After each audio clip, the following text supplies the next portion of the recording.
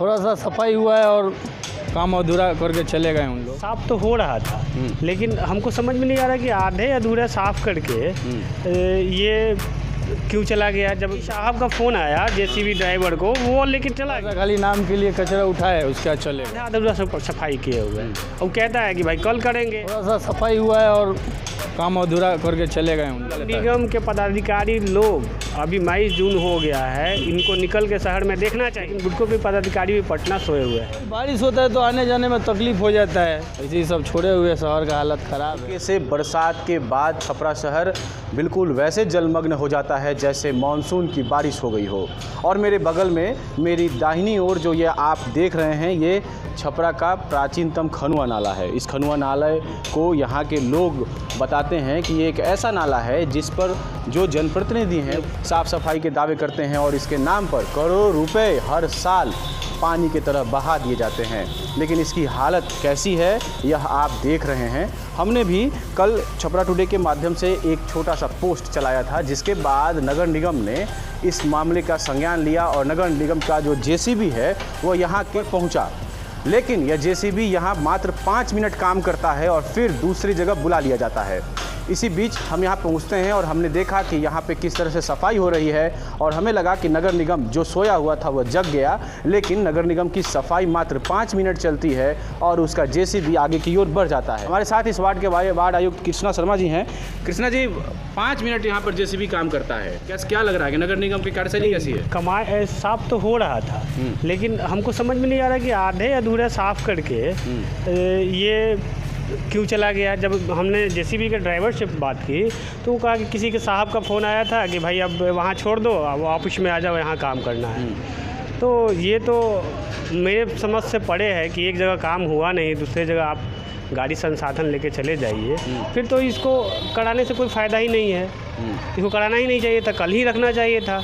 तो आम लोगों की जो समस्या है उसका निदान कैसे हो रहा है? इस तरह से आम लोगों का समस्या का निदान के लिए हम लोग लगातार नगर निगम के बैठकों में समस्या का, और ये खास करके मैं इस खनुआ नाले से संबंधित कितनी बार आर्गूमेंट कर चुका हूँ प्रशासन से, नगर निगम प्रशासन से। जेसीबी यहाँ पहुँचती है, ऐसा हमने देखा है। जेसीबी आया, उसने अपना काम शुरू किया और वो 2-3 मिनट फिर चलता है और फिर खत्म हो जाता है। यही चीज़ बताना चाहता हूँ कि किन्हीं साहब का फ़ोन आया जेसीबी ड्राइवर को, वो लेके चला गया। जनता तो आपसे सवाल पूछेगी, वार्ड कमिश्नर तो आप हैं, तो जनता आपसे जब सवाल पूछेगी तो आपको क्या लगता है कि आप जवाब दे पाएंगे उनको? बिल्कुल ज़रूर दे पाएंगे।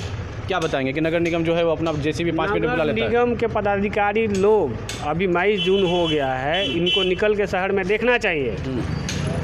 और खनुआ तो ऐसे भी बुडको कहता है लोग, बुडको साफ़ करेगा, बुडको को ही साफ़ करना भी है, लेकिन बुडको के पदाधिकारी भी पटना सोए हुए हैं। खनुआ 5 सालों का आपका भी कार्यकाल रहा होगा, लगभग 5 सालों में। अब तो चुनाव की तरफ जा बढ़ रहे हैं। आपके द्वारा क्या प्रयास किए गए इसके लिए? मेरे द्वारा जो मुख्य खनुआ नाले के है, इसको बराबर बैठकों में मुद्दा उठाया गया। मुख्य नाला जो है ये नगर निगम के जिम्मे है, बुडको के जिम्मे है, ना कि कोई वार्ड पार्षद के जिम्मे। फिर भी हमने अपने कर्तव्य के अनुसार इनको बार बार यहाँ साहा ढाला रेलवे लाइन के नीचे भी, और यहाँ करीमचक खनुआ नाला के पास, तिनकोनिया, हर जगह। अब जब जेसीबी यहाँ आकर चला जाता है और सफाई नहीं करता है तो इसको लेकर आपके क्या आगे की क्या रणनीति होगी? दुख होता है। अभी आप क्या करेंगे? मान लीजिए सफाई तो नहीं हुई अभी, लेकिन फिर उपनगर आयुक्त से सर से बात हुई है, वो कह रहे हैं कि मैं थोड़ी देर में इसको संज्ञान लेता हूँ, इसको भेजता हूँ फिर से सफाई करने के लिए।